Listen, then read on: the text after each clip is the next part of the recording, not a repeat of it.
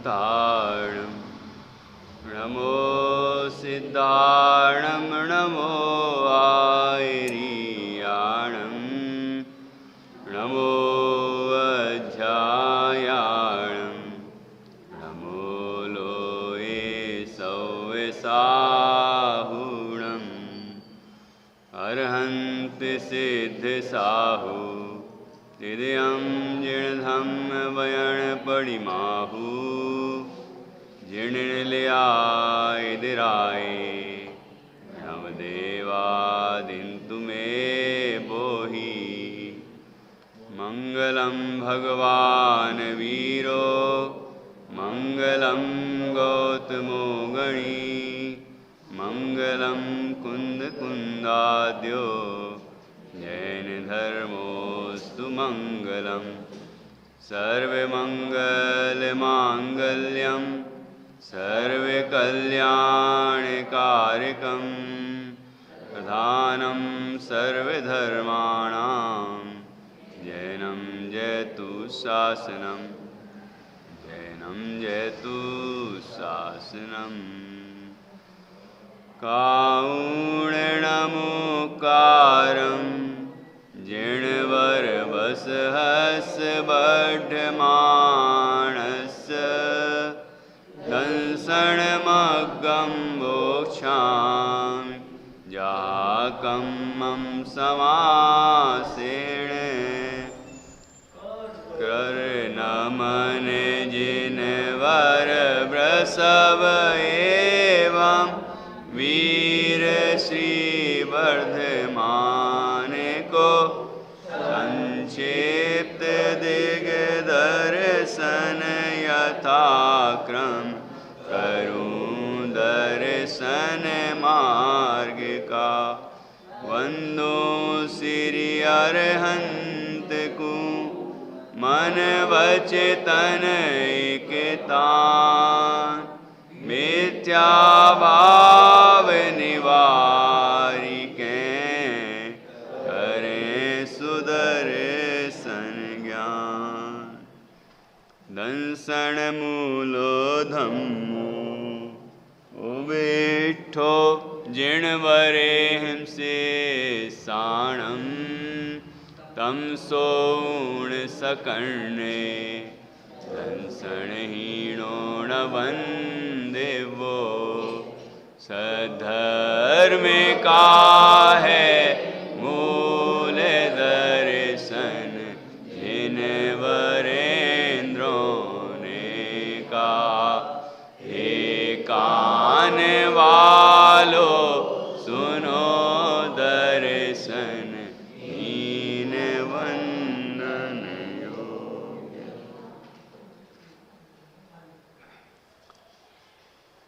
आचार्य श्री कुंद देव द्वारा रचित यह है अष्टपाहुड़।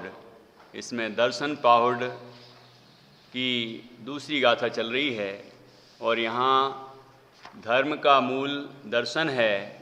अतः धर्म का क्या स्वरूप है, दर्शन का क्या स्वरूप है, सम्यक दर्शन का क्या स्वरूप है, ये बताया जा रहा है। क्योंकि दर्शन का स्वरूप न समझ में आए तो जो दर्शन से हीन है वह वंदनीय नहीं है, ये बात भी नहीं समझ में आएगी। तो अपने अंदर सम्यक दर्शन हुआ, इसके बाह्य चिन्ह क्या हैं और दूसरे के अंदर हुआ उसके बाह्य चिन्ह क्या हैं, ये सभी चर्चा यहाँ पर की गई है। हमने कल सम्यक दृष्टि के बाह्य चिन्हों में प्रसम, संवेग, आस्तिक, अनुकंपा, इन बिंदुओं पर में से प्रसम और संवेग की चर्चा की। यहाँ प्रसम भाव अनंतानुबंधी क्रोधादिक के उदय के अभाव में होता है और जो संवेग भाव है उसमें धर्म और धर्म के फल में परम उत्साह होता है। जो साधर्मी हैं उनके प्रति अनुराग होता है और जो पंच परमेष्ठी हैं उनके प्रति प्रीति होती है। साधर्मियों में कौन साधर्मी छोटा कौन साधर्मी बड़ा ऐसा नहीं होता। जब नाम ही है साधर्मी तो वो समान धर्म वाला है। तो धर्म की दृष्टि से ही देखो, शरीर की दृष्टि से नहीं, संयोगों की दृष्टि से नहीं, मान प्रतिष्ठा की दृष्टि से नहीं, उसे तो समान धर्म वाले की दृष्टि से देखो। तो वह साधर्मी के प्रति अनुराग करता है। यदि उसमें हीनादिक भावना आती है तो वह अनंतानुबंधी का परिणाम है। किसी को छोटा देखे, किसी को बड़ा देखे, या स्वयं को बड़ा देखे, दूसरे को छोटा देखे, तो वह अनंतानुबंधी है। भावदीप का मैं पढ़ के तो आए होंगे ना आप लोग। बहुत लोग कह रहे थे आप तो बस बता दिया करो कि कहाँ है ये विस्तार, हम पढ़ के आ जाएंगे। कितने लोग पढ़ के आए? नहीं, कोई नहीं पढ़ के आया। कोई बात नहीं, जब आपके परिणाम बनेंगे तभी समझाऊंगा। तो यहाँ देखिए, धर्म और धर्म का फल, उसमें उत्साह।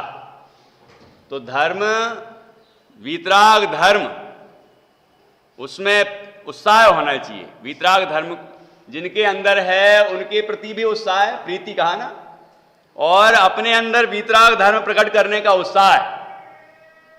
और धर्म का फल क्या? धर्म का फल मोक्ष है। धर्म का फल क्या है? मोक्ष है। धर्म रत्नत्रय रूप है, 4 प्रकार बताए थे ना, 4 लक्षण। धर्म वह मोक्ष का मार्ग है और धर्म का फल मोक्ष है। तो मोक्ष में जो उत्साह है मोक्ष पाने का, जैसे कि सम्यक तो सन्मुख मिथ्या दृष्टि के प्रकरण में लिखा है, इसे अपना कार्य करने का हर्ष बहुत है। हर्ष बहुत है। तो ये वो भी संवेग भाव है। ठीक है। तो धर्म में और धर्म के फल में उत्साह होना वह संवेग भाव है। ठीक है। यहां व्यवहार नए से भी अपन ने अर्थ किया था कि धर्म अर्थात शुभ परिणाम रूप जो विकल्प हैं, शुभ विकल्प अर्थात देव पूजन आदि के जो गृहस्थ के योग्य हैं और मुनिराज के योग्य महाव्रत आदि का पालन है ना, इन सब में भी उत्साह पूर्वक ही प्रवर्तन करते हैं। ऐसा नहीं होता कि ठीक है वो तो है ही है तो ऐसे ही चलने दो, जैसा भी हो जाए ठीक है, नहीं हो जाए, ऐसा नहीं। पूरा उत्साह रहता है। उसमें धर्म बुद्धि नहीं होती, उसमें उत्साह होता है लेकिन धर्म बुद्धि नहीं होती। धर्म का फल क्या? धर्म का फल तो परंपरा मोक्ष है। यद्यपि ये व्यवहार धर्म का फल इसको स्वर्ग मिलेगा, लेकिन उसको उत्साह स्वर्ग का नहीं है, उसको उत्साह परंपरा से मोक्ष का है। कल ये पॉइंट लगाना भूल गए थे, ये लगाना है, ये बिंदु उसमें लगाना है कि धर्म का फल क्या? व्यवहार धर्म की बात कर रहे हैं। शुभ विकल्प रूप जो धर्म है उसका फल क्या? कि परंपरा से मोक्ष। अब आप कहोगे कि स्वभाव का फल परंपरा से मोक्ष है, आचार्यों ने लिखा है, अब उसको समझना है अपन को। ये परंपरा से मोक्ष क्यों कहा?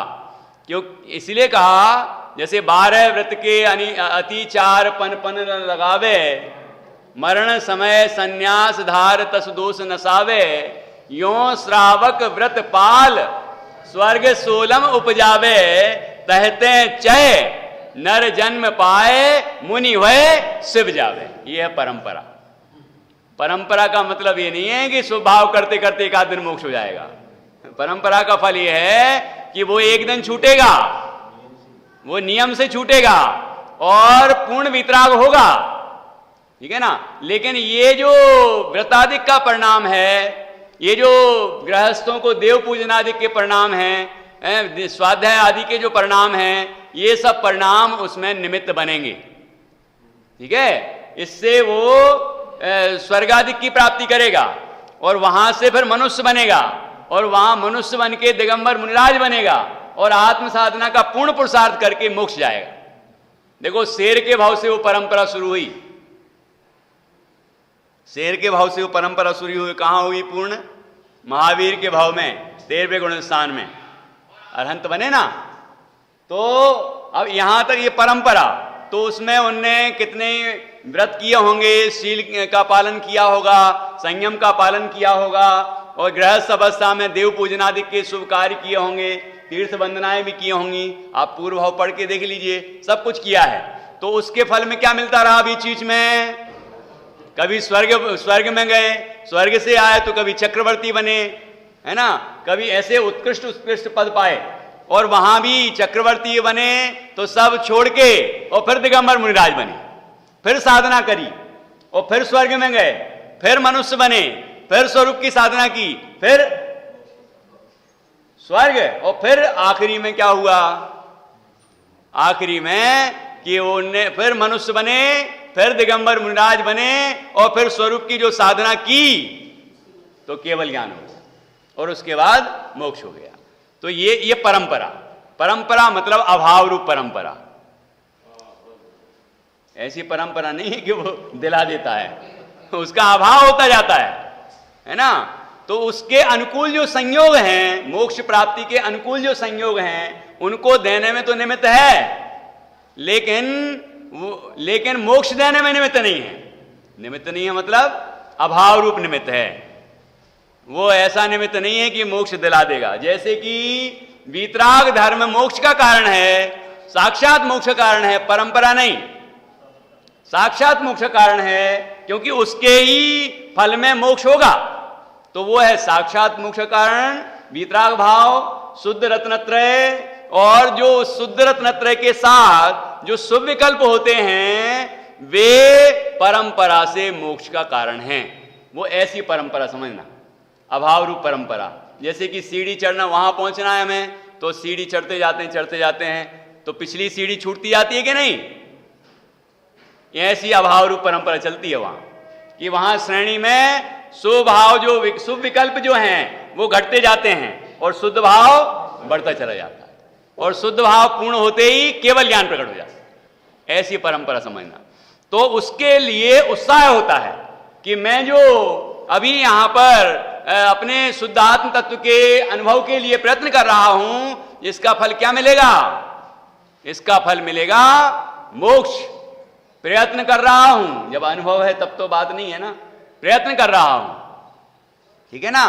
तो यहां पर लिखा कि जो शुद्धात्मा के अनुभव के लिए प्रयत्न है, उस शुद्धात्मा की अभिलाषा है, अनुभव की अभिलाषा है, पंच परमेष्टि के प्रति प्रीति है, साधर्मी के प्रति वात्सल्य है, ये इसे अभिलाषा नहीं कहते, ठीक है ना। यहां जो अभिलाषा शब्द है, जो हे सर्वथा हे है, वो विषयाभिलाषा है, विषयानुराग है। तो वो तो पहले है, वो तो किसी अपेक्षा धर्म नहीं है, लेकिन शुभ भाव को किसी अपेक्षा धर्म कहा है व्यवहारने से, है ना। तो अभिलाषा नहीं समझना है इसको कि हमें मोक्ष की अभिलाषा है, तो वो मोक्ष की अभिलाषा है तो वो पाप भाव है। पाप नहीं है, पाप नहीं है ना, पुण्य है। पाप नहीं है, वो पुण्य है अभिलाषा। और वो अभिलाषा जितने समय रहेगी उतने समय तक मोक्ष नहीं होगा, ये निर्णय करना है। इसलिए उस अभिलाषा को भी छोड़कर जीव अपने शुद्ध चैतन्य मुक्त स्वरूप का अनुभव करता है, क्योंकि मैं मुक्ति हूं।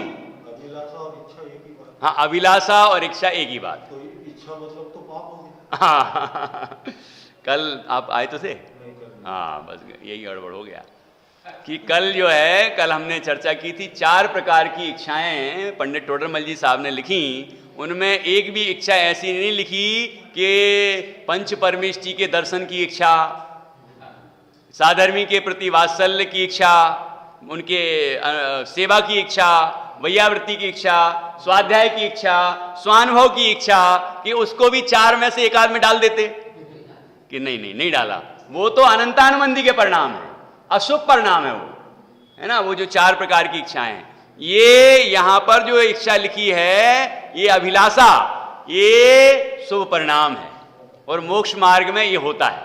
और ये सम्यक्ति के है, ये बाह्य चिन्ह का, ये सम्यक्ति को पंच परमेष्टि के प्रति प्रीति होना चाहिए, साधर्मी के प्रति वात्सल्य होना चाहिए, धर्म और धर्म के फल में उत्साह होना चाहिए। ये पाप भाव नहीं।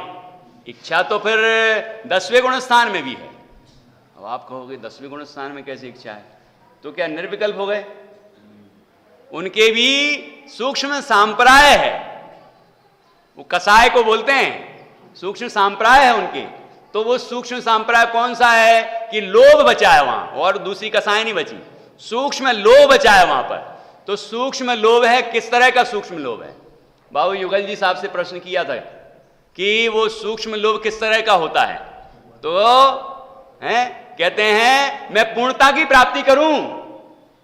अबुद्धिपूर्वक चलता है ये, बुद्धिपूर्वक नहीं। बुद्धिपूर्वक तो स्वरूप में लीन है ना, उपयोग तो स्वरूप में ही मग्न है। लेकिन जितनी अस्थिरता है उसमें क्या चल रहा है कि पूर्णता की प्राप्ति करूं, पूर्ण वितराग हूं, ये भावना चलती है। ठीक है ना, तो वो इच्छा तो बंध का ही भी कारण नहीं है, सूक्ष्म लोभ है ना, सूक्ष्म जघन्य परिणाम बंध का कारण नहीं है ना। तो यहां भी इच्छा, अभिलाषा को इच्छा कहते हैं, लेकिन यहां पर विषयाभिलाषा वह पाप भाव है ना। लेकिन पंच मोक्ष की अभिलाषा वह पुण्य भाव है, और पुण्य भाव सम्यक दृष्टि को होता है, और इस तरह का पुण्य भाव सम्यक दृष्टि को होता है, तो वो बाह्य चिन्ह है। ठीक है ना, तो इस तरह से यहां लिखा, अपने स्वरूप की प्रीति में अनुराग को अभिलाषा नहीं कहते।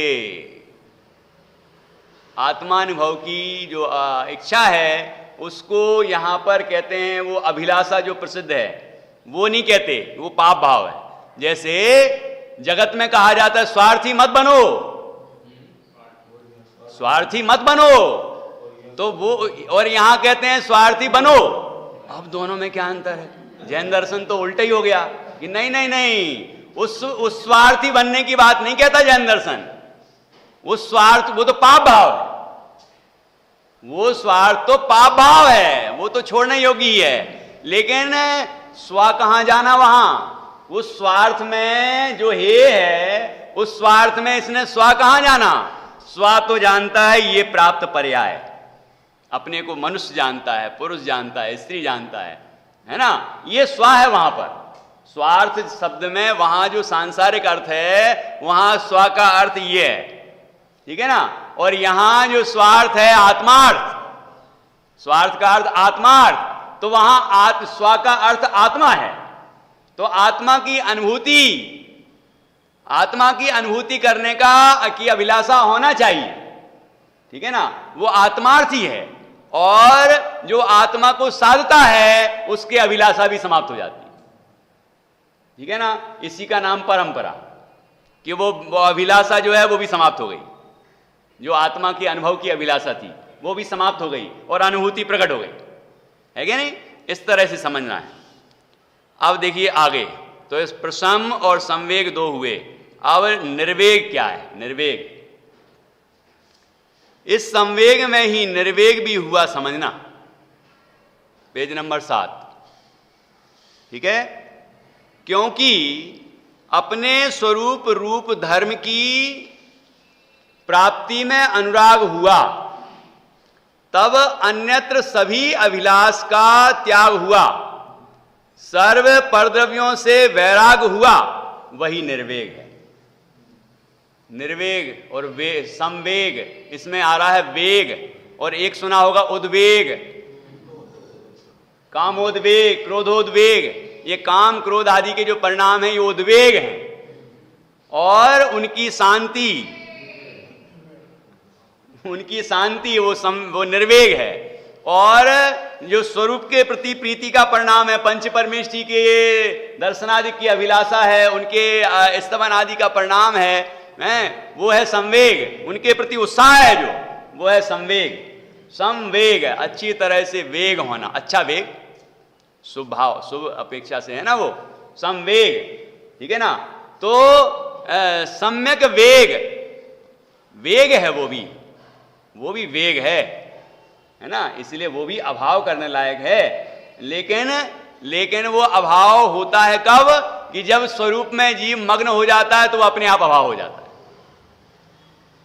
ये तो पहले ही मान लेता है, 7 तत्व के निर्णय में ही वो हे मान लेता है, ये आश्रव बंध हे हैं, पुण्य पाप के परिणाम हे हैं। लेकिन वो छूटता कब है? जब जीव अपने स्वरूप में लीन होता है तब वो अपने आप छूट जाता है, छोड़ना नहीं पड़ता, छूटता है वो। लेकिन छोड़ने योग्य है ऐसी श्रद्धा पहले ही होती है। तभी तो छोड़ेगा, तभी तो छूटेगा, ठीक है ना। तो यहां संवेग और निर्वेग, संवेग अर्थात धर्म और धर्म के फल में उत्साह होना, धर्मात्माओं में प्रीति होना, पंच परमेष्टि में प्रीति होना, साधर्मियों के प्रति अनुराग होना, शुद्धात्मा के अनुभव के प्रति अनुराग होना, ये संवेग है। और जब ऐसा हुआ तो क्या नहीं हुआ, ये अस्थि हुई तो नास्ति क्या हुई कि विषयों के प्रति अनुराग नहीं हुआ, परद्रव्यों के प्रति अनुराग नहीं हुआ, है संसार से, शरीर से और भोगों से अनुराग नहीं हुआ, उनसे प्रीति छूटी, तो ऐसा वैराग हुआ। वैराग को ही निर्वेग कहते हैं, वैराग को ही निर्वेग कहते हैं। तो अस्थि पूर्वक, अस्थि और नास्ति ये दोनों एक साथ ही होते हैं ना, स्वीकृति पूर्वक अस्वीकृति, है ना, मतलब प्राप्ति होने पर जो छोड़ने योग्य है उसका प्रवृत्ति पूर्वक निवृत्ति, ऐसा सब। प्रवृत्ति हुई तो निवृत्ति भी हुई उसी समय, कि स्वरूप में प्रवृत्ति हुई तो विकारों से निवृत्ति हुई, ठीक है ना। तो ये शुभ परिणाम हुआ तो अशुभ परिणाम नहीं हुआ, अशुभ से निवृत्ति हुई, ठीक है। तो यहां निर्वेग, निर्वेग अर्थात परद्रव्यों से वैराग्य, संसार से, शरीर से, भोगों से जो वैराग का परिणाम है, जो विरक्ति का भाव है, उन तरफ जो रुचि का अभाव है, उनकी अभिलाषा का अभाव है, उनके प्रति अनुराग का अभाव है, वह निर्वेग है। अब परद्रव्य में तो पंच परमेष्टि भी आते हैं, क्या करें। बड़ा पंडित कौन, जो पंच परमेष्टि से भी राग छुड़ाने की बार बार बात करे, पंचेंद्रिय के विषयों की बात ज्यादा ना करे, वो अपने आप को बड़ा पंडित समझने लग जाता है। लेकिन ऐसा नहीं, पंच परमेष्टि से राग बाद में छुड़ाया जाता है, पहले पंचेंद्रिय के विषयों से राग छुड़ाया। इसलिए तो आप यहां पर लिखा कि पंच परमेष्टि के प्रति जो राग है हम उसको अभिलाषा नहीं कहते, वो तो उसको होती है, यद्यपि वो भी है। लेकिन भजन किस पे आएगा, पहले भजन किस पे आएगा, पंचेंद्रिय के विषयों से त्याग की बात आएगी, है ना। तो ये ऐसा नहीं सोचना कि हम तो अनंतानुमंदी के प्रकरण में आप पढ़ना, वो बार बार वो आप विचार चलते हैं ना, तो वो मन में आता है कि बताऊं आपको कि अब मैं भूल गया, अब आपके योग नहीं है अभी अभी योग नहीं है, तो अभी आगे बढ़ता हूं मैं, फिर बाद में फिर याद आएगा तो बताऊंगा। देखो, हाँ याद आया कि पंच परमेष्टि को परद्रव्य समझता है, और यहां अरहंत भगवान विराजमान है, मंदिर में भगवान अरहंत तीर्थंकर देव विराजमान हैं, और कहता है कि मैं तुम्हारे दर्शन नहीं करने आया, मैं अपने दर्शन करने आया। अनंतानुमंदी का परिणाम है, लिखा है, अब पढ़ लेना जाके। अब तो 2-4 पॉइंट बताऊंगा तो जरूर पढ़ेंगे आप, यार ऐसा लिखा भी है कि पंडित जी अपनी तरफ से बोल रहे हैं, ये नहीं लिखा है, वही बताऊंगा, कभी मैं ऐसा वैसा नहीं बताऊंगा, जो है वो बताऊंगा, ठीक है। अध्यात्म के पाठ करना पंच परमेष्टि के सामने, मतलब यहां तो जिनदेव के सामने, मतलब जिन मंदिर में भगवान के सामने ये पाठ करना, 12 भावना का पाठ करना, आध्यात्मिक पाठ। आत्मा में ज्ञानानंद स्वभावी, वहां नहीं पढ़ सकते, विचार कर सकते हैं, चिंतन का निषेध नहीं है, लेकिन बोलने का निषेध है। अमूल्य तत्व विचार पढ़ने लग जाए तो ठीक है, हैं? कई लोग मैंने देखा है, गुरु भक्ति का जब समय आता है, देव सास गुरु, तो गुरु भक्ति में इतना विवेक नहीं लगाते कि गुरुदेव की जो महिमा गाई है, कुछ स्तुतियां लिखी हैं ना, तो वो वहां गुरु भक्ति में वो पढ़ने लग जाते। अनंतानुमंदी का परिणाम है, आप पढ़ लेना आज जाके, आज तो जरूर पढ़ेंगे आप तो जरूर पढ़ना ही पड़ेगा। अनंतानुमंदी का परिणाम है, और ये कब हुए हैं, पंडित दीपचंद जी का आशीर्वाद, टोडरमल जी के भी पहले, और टोडरमल जी ने भी, पंडित जी ने भी उनकी बहुत प्रशंसा की है और पंडित दीपचंद जी कासलीवाल ने जो प्रकरण चल रहा होगा वहां स्पष्ट लिखा है, ऐसा अनुभव मुझे भी वर्तता है। मतलब वो आत्मानुभवी जीव हैं, इसमें कोई संदेह नहीं, ठीक है ना। तो वो ये लिखते हैं कि वहां अपनी बात करने लगना।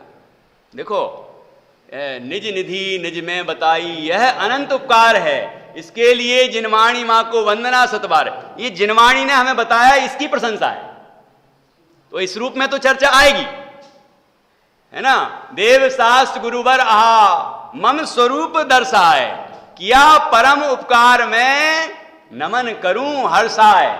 जब मैं आऊं आप डे निज स्मरण सुआए, गायक की महिमा प्रभु प्रत्यक्ष दे दिखाए। यहां भी दिख रही है, यहां भी दिख रही है, तो ये बात अलग है। यहां महिमा उनकी चल रही है, स्तुति उनकी चल रही है। और स्तुति करें कैसे, कि ऐसे ही तो करेंगे, प्रभु आपने मुझे गायक बताया, ये आपकी ये प्रशंसा है, क्योंकि मुझे मेरी निधि मेरे अंदर बता दी, ये आपकी प्रशंसा है, ये स्तुति है। लेकिन मैं ही महान हूं, मैं ही महान हूं, ऐसा करने लग जाए तो अनंतानुमंदी का परिणाम लिखा है, आप पढ़ लेना, है कि नहीं। ये ऐसा नहीं करना चाहिए। वो बहुत अवसर हैं पढ़ने के लिए, और शांति से एक तरफ बैठ जाएं और शांति से बैठ के और 12 भावना का चिंतन करें, है ना, आत्म भावना का चिंतन करें, खूब करें। वो तो देवदर्शन की विधि में बच्चों वाली किताब में भी लिख दिया है कि स्वाध्याय के बाद क्या करें, कि बैठ के या खड़े होके ये विचार करें कि मैं कौन हूं, भगवान कौन है, मैं भगवान कैसे बन सकता हूं, इत्यादि। तो ये विचार करने का कहीं निषेध नहीं है, भावना का कहीं निषेध नहीं है। भावना जगती है कि मैं तो परिपूर्ण हूं, मैं तो परिपूर्ण हूं, ये भावना जगती है। यहां देख के, यहां कि मैं पूर्ण गायक हूं, ऐसी भावना जगती है। लेकिन बोले कि मैं तो पूरा हूं, आपको मेरी शरण लेना हो तो ले लो। पता नहीं कैसे कैसे बोलते हैं लोग, हैं। मतलब किसी अपेक्षा से किसी प्रसंग में किन्हीं ज्ञानी पुरुष ने कोई बात कही तो कहीं भी लगा देंगे। ये तो अविवेक है, और इस अविवेक का नाम अनंतानुबंधी अविवेक है। अब मतलब इसका तात्पर्य हुआ कि इतना ज्यादा जो आध्यात्मिक हो गया कि उसको विवेक ही नष्ट हो गया, क्योंकि यहां तो विवेकी जीव होता है, सम्यक दृष्टि विवेकी होता है, अविवेकी नहीं होता। यहां तक लिखा है कि जैसे भगवान ऋषभदेव की प्रतिमा है और महावीर स्वामी की पूजा कर रहा है। अब आप कहेंगे ये तो बहुत गड़बड़ बात है, ये तो हम हर दिन करते हैं। कि नहीं, उसकी विधि है। हम लोग जब पढ़ते थे, गुरुकुल में पढ़ते थे खुरई में, तो वहाँ विधि बताते हैं, वो सभी जगह बताते हैं। पहले नंबर क्या करो कि पहले देवशास्त्र गुरु को अर्घ्य चढ़ा लो, फिर और भी जो भगवान विराजमान हैं और वो सभी को अर्घ्य चढ़ा लो। उसके बाद आपको अन्य की भी पूजा पाठ करना हो तो कर सकते हैं, उसमें दिक्कत नहीं है। लेकिन जो सामने विराजमान है उनकी उपेक्षा करके नहीं, उनकी उपेक्षा करके नहीं कर सकते। उनकी उपेक्षा की तो ये पाप है, ये गलत है, ठीक है ना। तो उनकी हमने स्तुति कर ली, और उसके बाद फिर हम और भी स्तुतियां करें, क्योंकि रत्नगण साहुकाचार में लिखा है, और जो मैं वो बोलता हूं नमोकार मंत्र के बाद, वो उसमें भी आया है। तो उसी प्रसंग में वहां है कि क्या है कि एक जिन प्रतिमा में नवदेवों के दर्शन होते हैं, एक जिन प्रतिमा में नवदेवों के दर्शन, नवदेवों का स्मरण होता है, इसलिए वो निषेध नहीं है, लेकिन विवेक होना चाहिए। अब अभी 10 लक्षण पर्व आ रहे हैं, हम पंचमेरु की पूजा भी करेंगे, नंदीश्वर की पूजा भी करेंगे। अब ये कहां से लाएंगे हम, वो यहां थोड़ी आएंगे। तो क्या जरूरी है कि समोषण मंदिर में आके और वहां पर पंचमेरु और नंदीश्वर में आके ही पूजा करें, कि नहीं, वहां से भी करेगा। सर्व परब में बड़ो अठाई परब है, नंदीश्वर सुर जाए दे ले वसुधरव हैं, हमें सकति सो नाई यहां करी थापना, पूजे जिन ग्रह प्रतिमा है हित आपना। लिखा है कि नहीं। तो वहां स्थापना करी इस तरह कि वो पहले तो यहां सामने सबका अर्घ्य चढ़ा लिया, स्तवन कर लिया, और उसके बाद क्या करे कि उनको स्थापित करे, हृदय में स्थापित करे, ठीक है ना। क्योंकि वो जो जिन प्रतिमा है उसमें नवदेव का स्मरण है। अरहंत भगवान की प्रतिमा है तो अरहंत का स्मरण हो गया। अरहंत परमेष्ठी ये तो प्रतिमा है जिनमें हमने प्रतिष्ठा की है ना। तो अरहंत प्रतिमा में तो अरहंत जिन बिंब तो है ही, एक देव तो ये हो गया। नवदेवों में जिन बिंब, जिन प्रतिमा भी एक देव है। उसके बाद वो अरहंत की प्रतिमा है, अरहंत का स्मरण कराती है, तो ये दूसरे हो गए। अरहंत भगवान ही सिद्ध अवस्था को प्राप्त हो चुके हैं, ये तीसरे हो गए। वो अरहंत पहले मुनिराज थे, मतलब आचार्य, उपाध्याय और साधु सामान्य रूप से मुनिराज ही कहलाते, ठीक है ना, साधु। तो उन तीनों का भी स्मरण हो गया। कितने हो गए? 6 हो गए ना। 3 को यहां ले लिया, अब 6 हो गए। अब जिस जगह में, जिस स्थान पर वो जिन प्रतिमा विराजमान हो उसको क्या कहते हैं? जिनालय, जिन मंदिर। तो वो मंदिर का भी स्मरण हो गया। और वो जो जिनबिंब है वो वीतराग स्वरूप है, वीतराग स्वरूप है वो, तो वो जिन धर्म हो गया। और उन्हीं जिनेन्द्र भगवान की जो वाणी है उसी का नाम जिनवाणी है।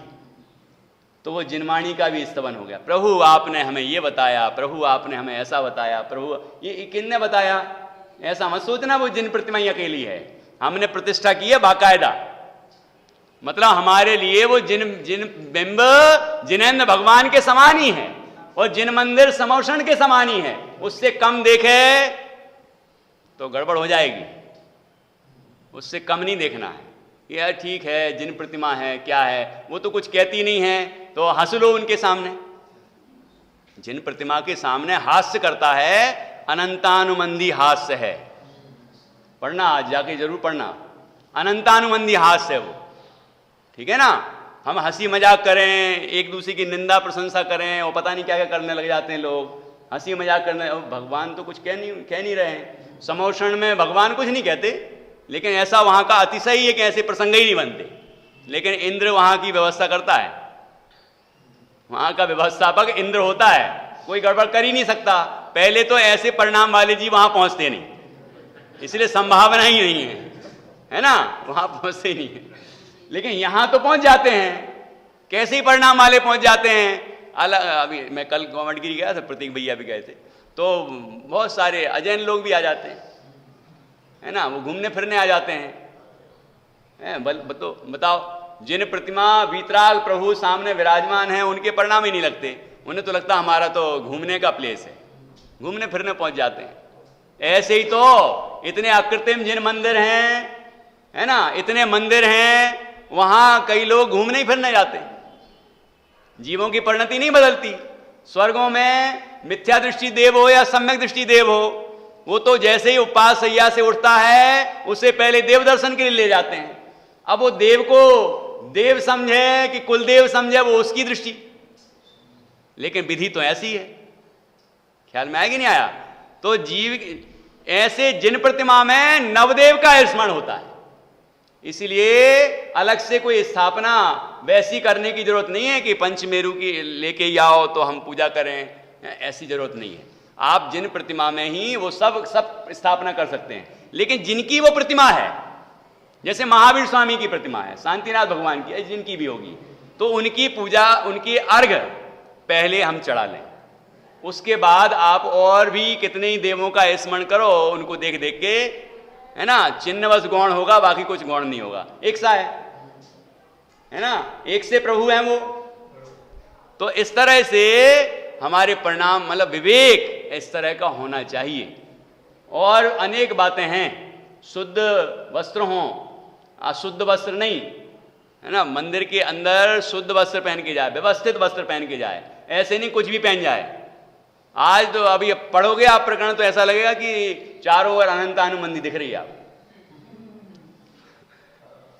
क्योंकि ऐसे परिणाम, ऐसा क्रोध, ऐसे इस तरह के क्रोध के परिणाम वहां लिखा है कि मान में लिखा है कि मैं बड़ा पंडित और बाकी सब छोटे पंडित। ये अनंतानुमंदी मान है। मैं बड़ा पंडित कैसे हो गया? भाई मैं बड़ा पंडित कैसे हो गया?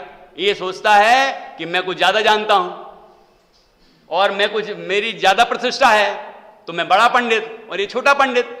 ऐसा मानना वो अनंतानुबंधी मान है। दुनिया उसको बड़ा पंडित माने, वो उसका मान नहीं है, लेकिन वो माने कि मैं बड़ा पंडित, वो अनंतानुबंधी मान है। ठीक है? साधर्मियों की उपेक्षा करे, तिरस्कार करे, उनको छोटा समझे, उनका अपमान करे, अनंतानुबंधी क्रोध है। अनंतानुबंधी क्रोध है, वो पूरी सभा को भगा दे। अनंतानुबंधी क्रोध है, मतलब ऐसे परिणाम। और एक साधर्मी दूसरे साधर्मी से अपने आप को बड़ा समझे कि मैं बड़ा सेठ, मैं बड़ा पद वाला, वो अनंतानुबंधी मान है। और माया क्या है? मायाचारी कि यहां दिखा है बड़ा धर्म और वहां है ही नहीं, अंदर में तो है ही नहीं। यहां दिखा है बड़ी विनय और घर में जाए या कोई देख नहीं रहा है तो जिनवाणी को कैसे ही रख दे, यहां तो बड़े विनय से रखेगा और घर में ठीक है। वो जिनवाणी पड़ी है, ऐसे शब्द बोलते हैं कि क्या बताएं। वो जिनवाणी वहां पड़ी है, उठा लाना, ये शब्द नहीं है हमारी संस्कृति नहीं है। ये पड़ी नहीं है जिनवाणी, विराजमान है। और उठा के लाओ कि लेके आओ, विराजमान करो। मतलब शब्द भी कितने कोमल होने चाहिए। जैसे हमारी संस्कृति में ये शब्द नहीं है कि सब्जी काट लो, सुधार लो, ये शब्द हैं, यही शब्द है ना। मतलब हम उसमें भी विवेक है। ऐसे कठोर शब्द, ये कठोर शब्दों में आते हैं, हिंसक शब्द हैं ये, और कई अपमानजनक शब्द होते हैं। तो ऐसे शब्दों का प्रयोग नहीं करना चाहिए, हमें ऐसा विवेक होना चाहिए। ठीक है? तो यहां तो दिखा है कि बड़ा धर्मात्मा है और है ही नहीं, और अकेले में असलियत पता चल जाए कि है क्या, वो मायाचारी है ना। अब विस्तार से आप पढ़ना। और लोभ क्या है? अनंतानुबंधी वाला लोभ, कि उसमें लिखा है कि ये सुनने से, सुनाने से मुझे कुछ मिलेगा, मतलब धन मिलेगा, वैभव मिलेगा, ऐसी वासना होना, ये अनंतानुबंधी लोभ है। ठीक है? मतलब इससे मुझे मिलेगा तो ही मैं करूंगा, नहीं तो नहीं करूंगा। यदि नहीं मिल रहा हो तो करना ही बंद कर दे। जैसे कोई पूजन करता है और उसके पूजन के लिए कुछ देता है कोई, देना अलग बात है, लेकिन वो ये कहे नहीं दोगे तो हम नहीं करेंगे, पूजन ही छोड़ दे, भगवान की भक्ति ही छोड़ दे, इसका मतलब उसने केवल आजीविका का साधन बनाया।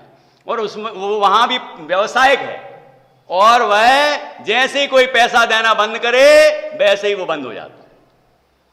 मान प्रतिष्ठा देना बंद कर दे, उसको वाहवाही करना बंद कर दे तो बंद हो जाए, धर्म ही छोड़ दे, क्योंकि धर्म उसके अंदर था ही नहीं।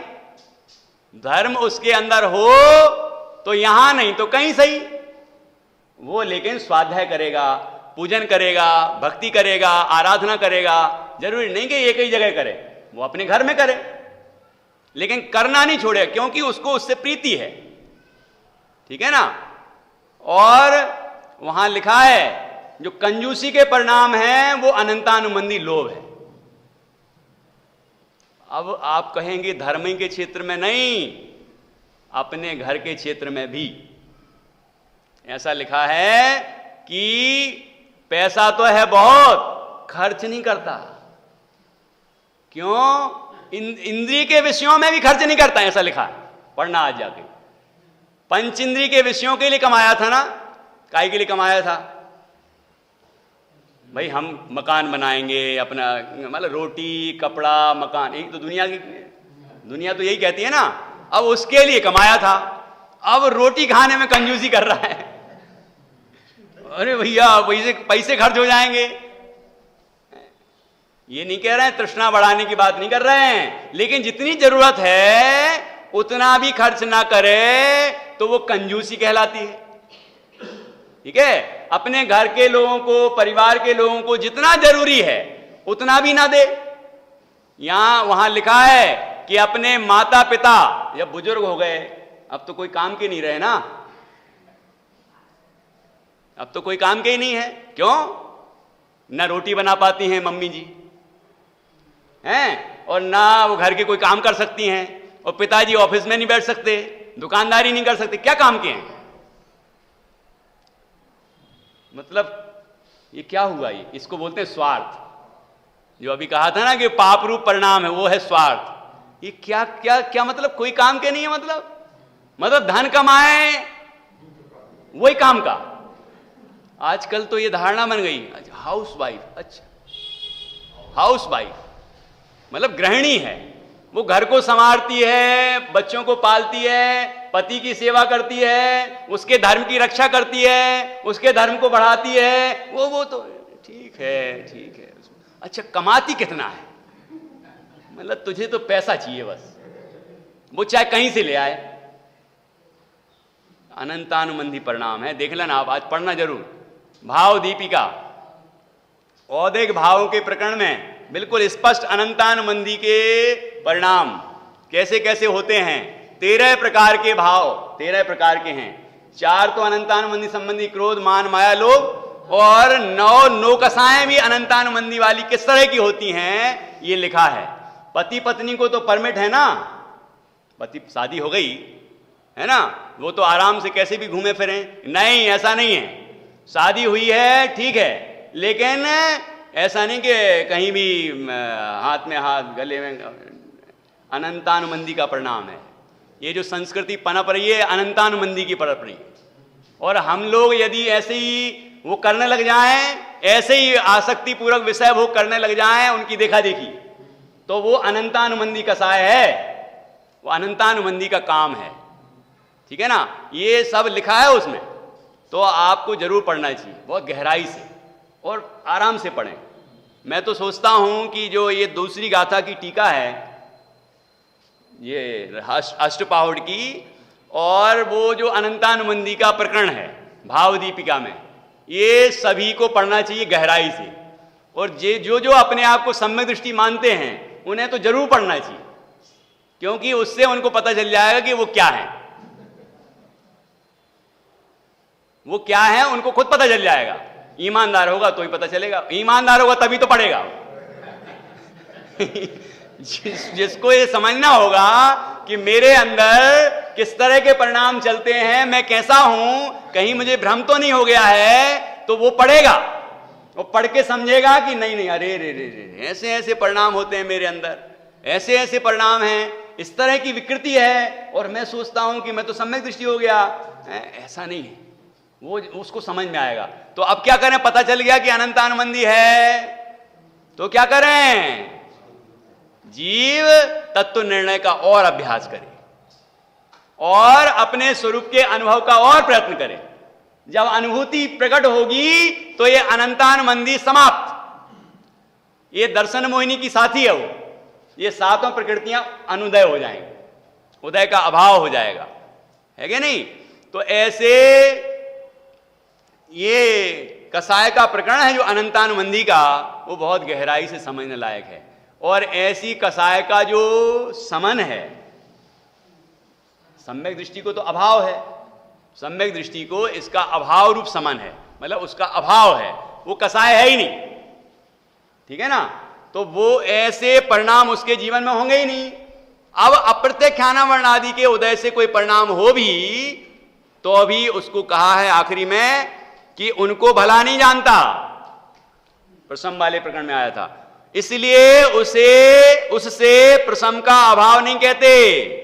कि अप्रत्यक्ष वर्ण आदि का उदय है, उससे उसके अंदर कोई विकार दिख रहा है उस जन्य, ये अनंतानुबंधी वाला नहीं, बाकी वाला है ना, तो उसे प्रसम का अभाव है ऐसा नहीं कहते, उसको तो प्रसम है, क्योंकि अनंतानुबंधी वाली कसाय नहीं है। अनंतानुबंधी क्रोध, मान, माया, लोभ, अनंतानुबंधी हास्य रति अरति, शोक, भय, जुगुप्सा, स्त्री वेद, पुरुष वेद, नपुंसक वेद, ऐसे परिणाम नहीं है अनंतानुबंधी वाले। ठीक है ना? तो उसको प्रसम भाव है ऐसा कहा जाएगा। ऐसा नहीं कि बड़ा शांत बैठता है, शांति प्रिय व्यक्ति है तो प्रसम हो गया अकेला, वो प्रसम। अनंतानुबंधी के जीव वेद में तत्व विचार के भाव आते हैं, हाँ, अच्छा प्रश्न है। अनंतानुमंदी के तीव्र वेग में तत्व विचार के परिणाम आते हैं क्या? कि बिल्कुल नहीं आते। अनंतानुमंदी क्या, कोई भी कसाय हो तीव्र है तो वहां पर तत्व विचार के परिणाम नहीं आए। अब संजुलन मत लगा लेना यहां, क्योंकि वहां की तीव्रता में ये 28 मूलों का पालन होता है। संजुलन कसाय की तीव्रता में ही ये 6वां गुण स्थान है। शास्त्र लिखने का परिणाम, उपदेश देने का परिणाम, दीक्षा देने का परिणाम, ये सारे जो वो वहां मत लगाना, है ना। वहां तो शुभ लेस्याएं ही हैं, शुभ ही है वहां, अशुभ तो यहां है ना। तो अनंतानुमंदी की तीव्र, ये जो मैंने इतने सारे गिनाए हैं ये तीव्रता वाले ही हैं। और उसमें कौन कौन सी तीव्रता? कृष्ण, नील और कापोत, ये 3 कसाय जो हैं ये तीव्रता वाले परिणाम, उनमें ये सारा गिनाया है। फिर लिखा है कि किसी के अनंतानुमंदी की मंदता हो तो बाहर में तो प्रकट नहीं होगी, लेकिन उसे ख्याल में आएगी। पीत है ना, उसको ख्याल में आएगी कि अनंतानुमंदी है, वो खुद पकड़ लेगा अपनी, दूसरा नहीं पकड़ पाएगा, बाकी तो दूसरे भी पकड़ लें, ठीक है। और उसके बाद पद्म और शुक्ल हैं, वो तो लिखते हैं अव्यक्त है, मतलब उसको ही पकड़ में नहीं आएगी। है मंद तो आ जाए पकड़ में, मंद है जब आ जाएगी, लेकिन मंद तर और मंद तम है तब उससे तो पकड़ में नहीं आएगी।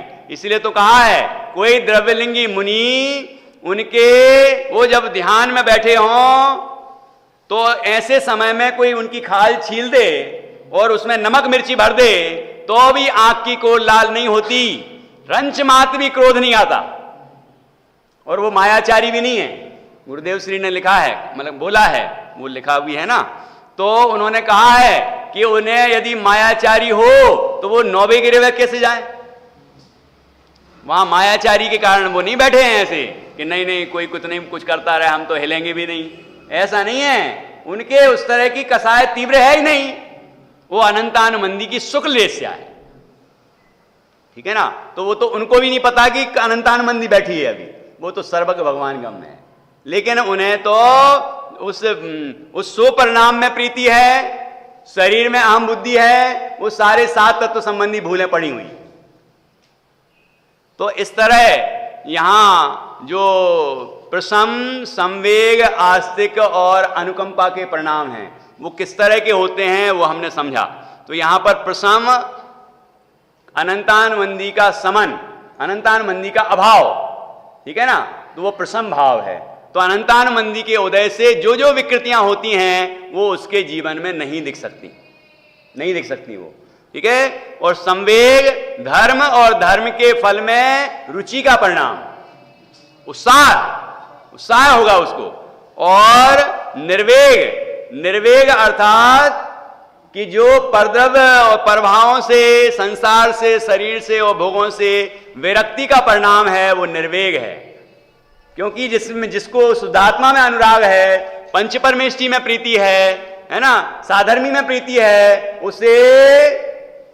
उसे परद्रव्यों में प्रीति नहीं है, परद्रव्यों से अनुराग नहीं, पंचेंद्रिय के विषयों से अनुराग नहीं, ठीक है ना।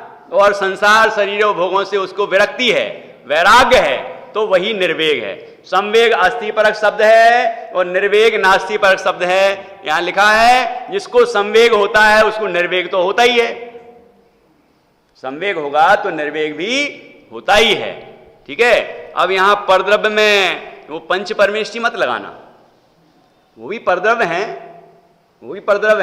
साधर्मी भी परद्रव्य है, जब पंच परमेष्टि परद्रव्य हैं तो वो भी परद्रव्य हैं, लेकिन ये परद्रव्य मानता तो है लेकिन कहता कभी नहीं है। मानता है परद्रव्य, पंच परमेष्टि परद्रव्य हैं, इसलिए उनका आश्रय करने से भी जीव को मोक्ष नहीं होगा कि अपना ही आश्रय करने से ही मोक्ष होगा, अपने में ही लीन होने से आनंद मिलेगा। लेकिन ऐसा उनके सामने जाके कहने लग जाए तो वो अनंतानुमंदी का परिणाम है कि नहीं। तो ये ऐसा विचार करना है। हाँ, चक्रवर्ती के निर्वेग कैसे घटित होगा? उसके तो भोग की क्रिया भी बहुत दिख रही है और भोग के परिणाम की अभिलाषा भी पूरी दिख रही है। बहुत बढ़िया, अच्छा प्रश्न है। इन्होंने कहा कि चक्रवर्ती के, अपन तो बिल्कुल जो सर्टिफाई हैं उनको ही पकड़ें, भरत चक्रवर्ती है ना। भरत चक्रवर्ती के 96,000 रानियां हैं, 6 खंड की विभूति है और इतने प्रचुर भोग हैं, तो उनके निर्वेग कैसे होगा? निर्वेग कैसे संभव है? कि निर्वेग ऐसे संभव है कि 96,000 रानियां हो सकती हैं लेकिन एक परस्त्री नहीं हो सकती। सप्त व्यसन के परिणाम नहीं हो सकते, परस्त्री रमण वेश्यागमन वो नहीं हो सकता। और इसके अलावा भी जितने हैं सप्त व्यसन के परिणाम अनंतानुबंधी कसाय हैं, ठीक है। और वो 25 दोष और ये 25 दोष जो हैं है ना, उनसे रहित होता सम्यक्ति, और 8 अंग सहित और प्रसम संवेग आस्तिक अनुकंपा से सहित होता है। तो निर्वेग किस तरह है वहां? यही तो निर्वेग है। एक विद्वान, अपने ही विद्वान थे, दूसरे की बात नहीं करता हूं, एक विवाह उत्सव में गए, मतलब विवाह के कार्यक्रम में गए, तो कहते हैं आज ब्रह्मचर्य का उत्सव है। तो लोग कहने लगे ये क्या कह रहे हैं, ब्रह्मचर्य? कहते हैं एक स्त्री में संतुष्ट हो गए और बाकी स्त्रियों को माता बहन सुता पहचाने, हो गया ना ब्रह्मचर्य। मतलब एक, अभी तक तो जब तक वो कुंवारा था, जहां देखता था वहीं सोचता था इससे ही शादी हो जाए हमारी, इससे ही हो जाए। इतनी इतनी इतनी लड़कियां देखी होंगी उसने अपनी शादी योग्य, लेकिन अब क्या हुआ कि केवल एक में ही वह समर्पित हो गया। तो उसके शील की रक्षा करती है वो उसकी पत्नी। इसलिए जैन धर्म में, भारतीय संस्कृति में उसे धर्म पत्नी कहते हैं, उसको पत्नी नहीं कहते, पतित नहीं करती वो धर्म के उत्थान करती है। लोगों ने बेकार में बदनाम कर दिया, पतित करे सो पत्नी। अरे पतित करे वो पत्नी नहीं, धर्म पत्नी होती है हमारे यहाँ। तो पत्नी नहीं होती, धर्म पत्नी होती। बोल दो आप, नहीं होती धर्म पत्नी तो बोलते हैं हमारे भारत में, है कि नहीं? ये मिसेज हमारे यहाँ का शब्द नहीं है ना। तो कहने का मतलब ये कि उसके अब जीवन में वो एक पत्नी में निष्ठ हो गया, और अब चक्रवर्ती है तो 96,000 में निष्ठ हो गया, उससे ज्यादा तो नहीं ना। रावण है 18,000 में संतुष्ट रहता तो ठीक था, लेकिन एक पर स्त्री की तरफ उसने विकार किया, बदनाम हो गया, नरकों में गया। विकार है वो, अनंतानुबंधी का परिणाम है वो। गई वहां सम्यक दर्शन गया। परिस्त्री की का रमण, परिस्त्री के प्रति प्रीति, ऐसा भी लिखा है। अकेला इतना नहीं है कि रमण करे, मौका ही नहीं मिले किसी को तो है, तो उसके अंदर जो अभिलाषा है परिस्त्री के सेवन की, वेश्यागमन की, वह अभिलाषा अनंतानुबंधी का परिणाम है। टीवी बंद कर देना, नहीं तो अनंतानुबंधी है वो। क्यों? सप्त व्यसन का सेवन होता है, कसायों की वृद्धि होती है, पाप के परिणाम बढ़ते हैं। वहां कोई धर्म की बात है ही नहीं, सब पाप की बात है, सब पाप बढ़ाने वाली है। और हमारे जो पुराण हैं वो हमारे अंदर पुण्य बढ़ाते हैं और धर्म बढ़ाते हैं और जीव को मोक्ष मार्ग में लगाते हैं। जब जीवनधर कुमार को गुस्सा आया तो उनके गुरुजी ने कहा कि ये गुस्सा, यदि तुम्हारा अहित करने वाला कोई है तो उस पर तुम्हें गुस्सा करना चाहिए, ऐसा तुम्हारा विचार है, तो ये क्रोध तुम्हारा सबसे बड़ा शत्रु है, क्योंकि ये तुम्हारा अहित करता है, तो इस पे क्रोध करो। तो आचार्य ने एक भी बार ये नहीं लिखा कि सम्यक दृष्टि जीव है, गुस्सा आया तो क्या हुआ, आ सकता है, एक जगह भी नहीं लिखा। ये जैसे ही विकार किया वैसे ही कहा कि ये हीन है, निंदनीय है, ऐसा लिखते हैं।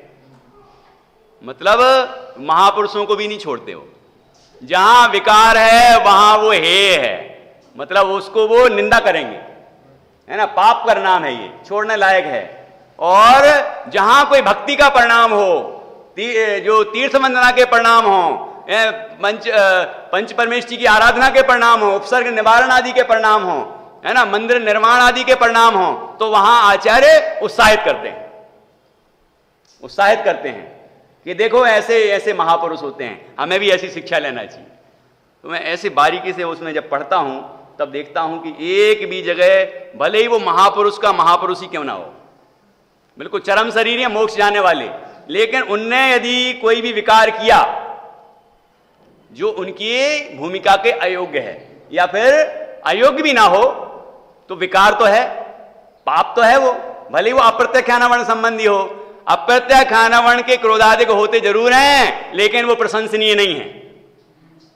कोई कहे सम्यक दृष्टि तो है, लेकिन वो अब अप्रत्यक्षानावरण कसाय का तीव्र उदय है, तीव्र उदय है, तो वो प्रशंसनीय नहीं है।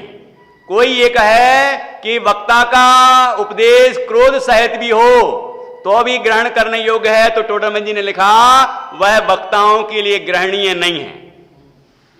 ये वक्ताओं के लिए नहीं कहा, ये श्रोताओं के लिए कहा है। श्रोता उसे प्रेम से सुने और उसका उस बात को ग्रहण करें तो वो उनका गुण है, लेकिन ये क्रोध करे ये इसका दुर्गुण है। ठीक है ना, वो गुण नहीं है, प्रशंसनीय नहीं है, क्षम्य नहीं है, वो आचार्य कहेंगे गलत है। और देवशास्त्र गुरु के संबंध में करे तो अनंतानुबंधी है। यहां जिनवाणी है, जिनवाणी के सामने गुस्सा करने लग जाए और जिनवाणी को फेंक दे, इतनी गुस्सा आ जाए तो कौन सा परिणाम है ये? सोचना। ऐसी साधर्मी का अपमान कर दे कसाय में, और मंदिर में ही कसाय करने लग जाए, भगवान विराजमान है लेकिन वहीं गुस्सा कर रहा है। कोई कह दे यदि धीरे से कि मंदिर में तो मत करो, तो और गुस्सा हो जाए, तो अनंतानुबंधी का परिणाम है। आप पढ़ना जरूर। मैं कितना विस्तार करूं, मुझे तो पढ़ के ऐसा लगा कि ये रोम रोम मतलब ऐसे कांपने लगे। अरे ये परिणाम है, ऐसे ऐसे अनंतानुबंधी के परिणाम होते हैं, मतलब बहुत गहराई से पढ़ने लायक है। तो ऐसा बड़ा ही सुंदर प्रकरण भावदीप का में दिया है, और यहाँ ये प्रकरण आया सो थोड़ी सी हमने चर्चा की है। आगे ये अनुकंपा और आस्तिक्य की चर्चा हम कल करेंगे। उसके बाद 8 अंगों की चर्चा आएगी। बहुत सुंदर विषय है, उसको हम क्रमशः पढ़ेंगे।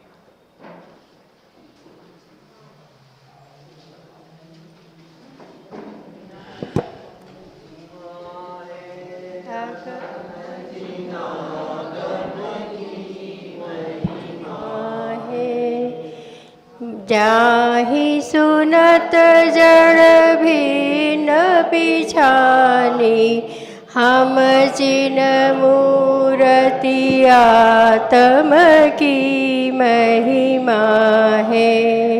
रागादिक दुख कारण जाने, त्याग दीनी बुद्धि भ्रम की महिमा है। ज्ञान ज्योति जागी उर अंतर, रुचि बाड़ी पुनि शम दम की महिमा है। कर्म बंध की भई निर्जरा, कारण परंपरा क्रम की महिमा है। भागचंद शिवलाल चला क्यों, पहुँच नहीं है जहाँ जम की महिमा है। महिमा है अगम जिनागम की महिमा है। हरणादि रागादि परिणति, भेद बिन निज भाव को, परमार्थ दर्शन ज्ञान सुखमय, ध्रुव चल चिद भाव को। दर्शाय सरस्वती देवी मेरा, किया परम उपकार है। निज भाव में स्थिर रहूं, यह वंदना विकार है। हे देवी तेरी वंदना में कर रहा हूँ, इसलिए चिंतामणि बुहे सदा वरदान देने के लिए। परिणाम शुद्धि समाधि मुझ में, बोधि का संचार हो प्राप्त प्राप्ति स्वात्मा की तथा शिव सौख्य हो भव पार हो।